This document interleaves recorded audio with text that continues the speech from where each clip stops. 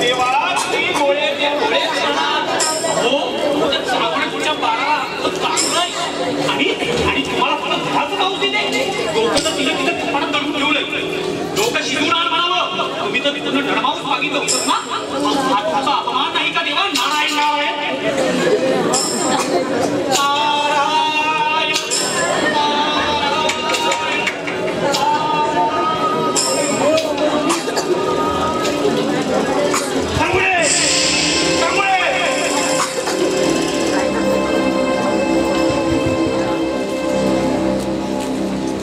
काय झालं महाराज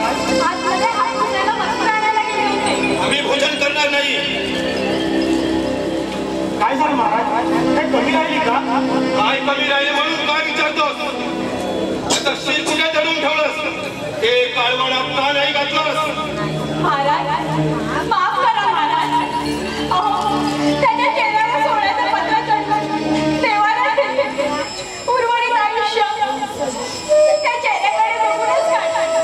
म्हणून ठेवलं होतं महाराज चांडाळी तू शिर दडून मला घरात धरून घालतेस धड हे नरकाचं प्रतीक आहे तर शिर हे पंचतत्वाचं आणि ते अन्नात घातल्याशिवाय ते पूर्ण अन्न होणार नाही आणि पूर्ण अन्न झाल्याशिवाय आम्ही ते खाणार नाही मी मुलाच्या दंडकाठीचं मोमोमच काढून टाकलाच वाटत शिरात फक्त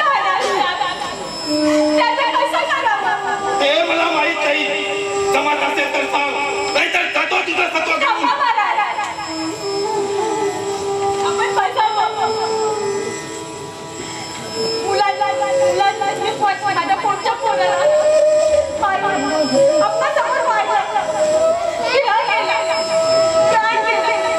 आता शिर ठेवून काय करावं तुम्हाला शंका नसेल ठीक आहे चांगला पण ते शिक उकळीत काढून मला शिजून दे ठीक आहे